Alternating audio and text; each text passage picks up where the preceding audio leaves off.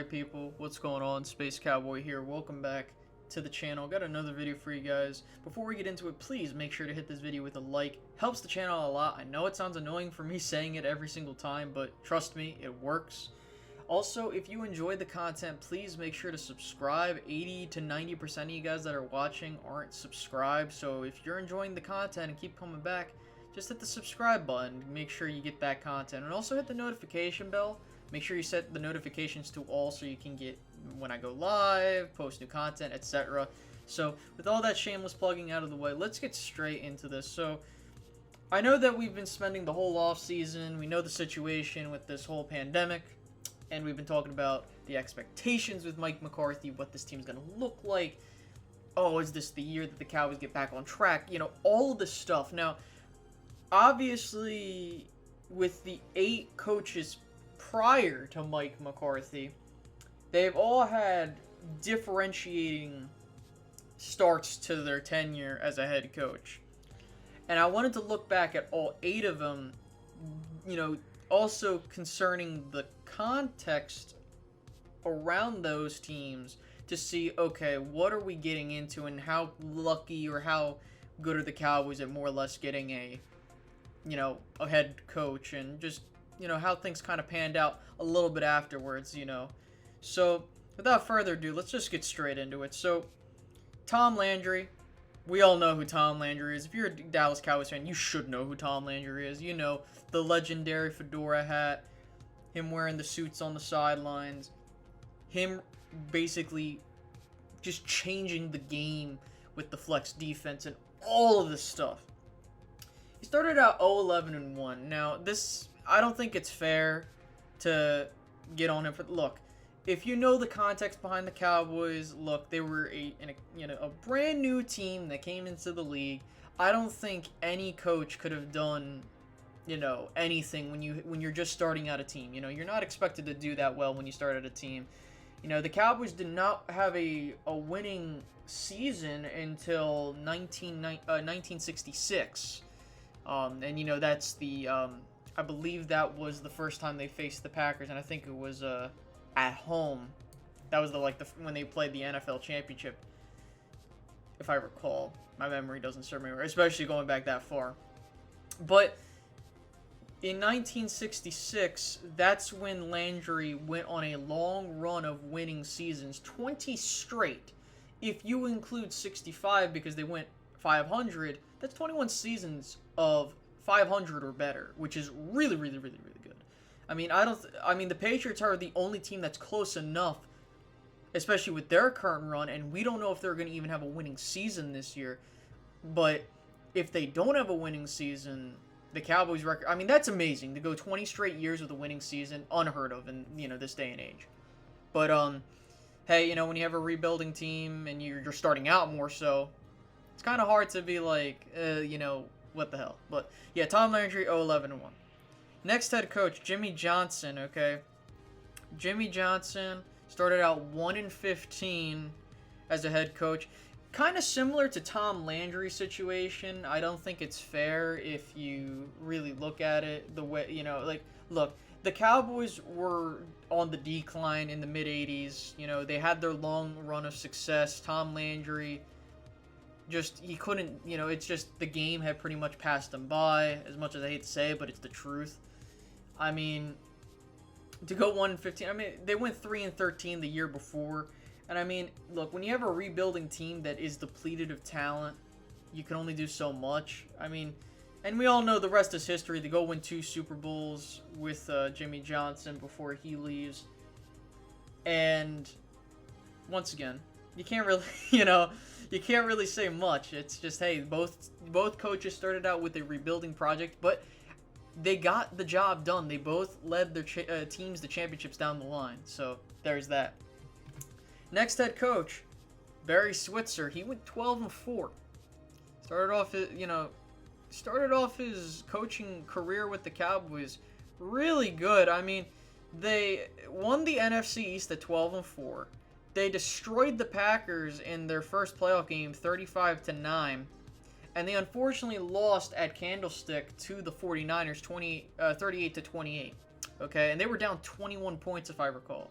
And you know, it's crazy is they could have come back and won that game if they weren't down, or they would have won that game if they weren't in such a huge deficit. Okay, I mean, the fact of the matter is like to have a first-year head coach. And look, let's be honest. That team was so well constructed from the previous head coach that a duck could probably be the head coach, and they could have probably won the Super Bowl. But I mean, look, they were just looking for a coach to guide the ship and make sure that the wheels didn't fall off. It was really, I would say, after the 95, maybe the 96 season is when the wheels completely fell off. After that, just because of the nature of the situation. But to go 12-4 in your first year and win a playoff game, that's pretty good. Really good. So moving on to the next head coach, Gailey. He only coached the Cowboys for 2 seasons, which is crazy. But in his first year, 10-6, won the NFC East, but unfortunately lost to the Cardinals in the wild card round, 20-7. And I actually had to make sure I looked at this correctly. I'm not sure if you guys know this. Did you know that Gailey is actually the last time the Cowboys had a head coach that led the Cowboys to back-to-back playoff appearances? Isn't that crazy? You know, I had to double check this. This is true. Not like, okay, going to the playoffs multiple times or winning season. No, back-to-back playoff appearances. Gailey was the last one to do it. 10-6, winning the NFC East, and 8-8 as a wild card team. Lost both times, but that's just crazy when you look back on it. How far? That's 98-99. Okay? And if you want to go back even further, and I should have mentioned this prior, Barry Switzer is the last head coach to win the NFC East 2 straight years in a row. Whatever you want to refer to it as. That's insane. Last time was that was done was 95-96. This is crazy, you know, when you look back on history, it's like, wow, it's really been that long since we've just done something simple as that. Not saying it's easy, but wow. Moving on, Dave Campo. Dave Campo had 3 years with the team. His first year, 5-11. He would not get any better than 5-11. And look, and I should have mentioned this with Gailey, so I'll mention this real quick, so I apologize. Gailey and Dave Campo kind of had the same situation, but Gailey had a slightly better roster. Look, in that period of time, the Cowboys needed to rebuild. They were not anywhere close to their prior glory with the dynasty. The dynasty was on its last legs, and they needed to rebuild. And considering the situation at hand, I mean, the Cowboys were just prolonging it, and they eventually crashed from 2000 to 2002. It's just crazy when you look back on it. Like how the hell this team stayed that even after 96. But yeah, I mean, the team needed to rebuild at that point, and Dave Campo was just a horrible head coach. He was straight up horrible. Can't even improve. And if I recall looking back at those drafts, they did not do themselves any favors. So there's that. Next coach, Bill Parcells, Hall of Fame head coach. You know, he has an illustrious history before he came to the Cowboys. He had 4 years with the team. His first year, they went 10-6. Now, what makes his first year interesting is not a lot of people expected the Cowboys to do as well as they did.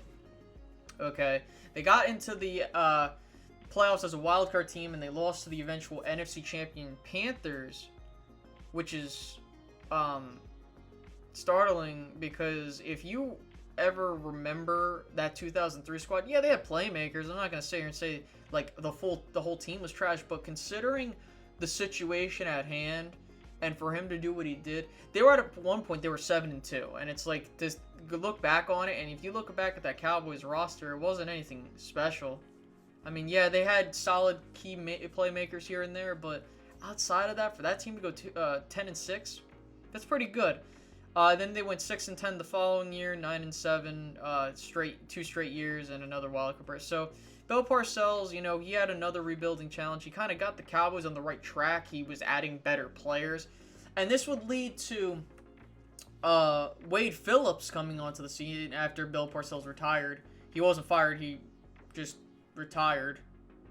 I wouldn't be shocked if he got fired, to be honest with you, knowing Jerry Jones. But Wade Phillips, he went 13-3. That is so far a Cowboys record for first-year head coach. They went 13-3, won the NFC East. Unfortunately, they lost their first playoff game against the Giants. We all know what happened. But I mean, this team was ready to go. I think that Bill Parcells was rebuilding the roster, and the roster had the talent. And Wade Phillips was that guy that, you know, he was a decent head coach. He wasn't horrible, but he was decent. And he kind of put it all together in 2007. You know, he led the Cowboys to 2 playoff berths. He did eventually win them a playoff game in 2009.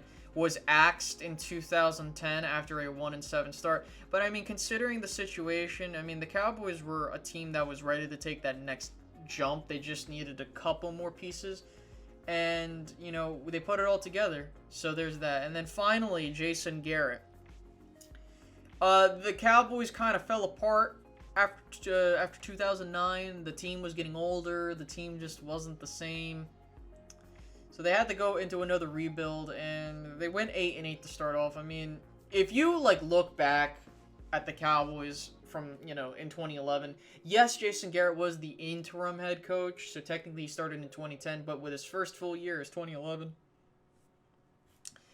I mean, like, the roster, it needed a bunch more, but considering how they did, it really took until 2014 to get the team together.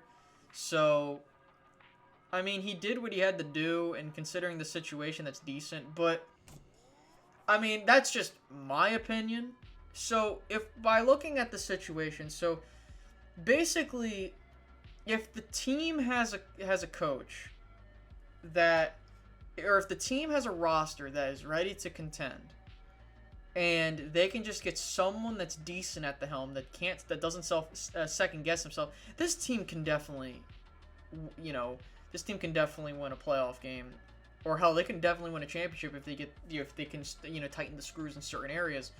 So, if you know my prediction, I'm saying the Cowboys are going 11-5, which isn't bad for a first-year head coach. You know, I don't think, you know, it's hard to win 13 games. Could I see it? Yeah, I mean, keep in mind, no Cowboy, you know, the only Cowboys coach, there's only been 4 Cowboys head coaches that have had 10-plus wins in a season. Switzer, Gailey, Parcells, and Phillips. I definitely think Mike McCarthy is much better than all of them except for probably Bill Parcells.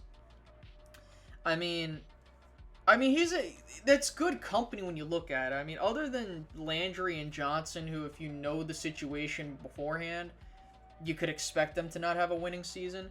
But more or less, the Cowboys generally do well with a first-year head coach. They either go 500 or they win 10-plus games. So, I don't know.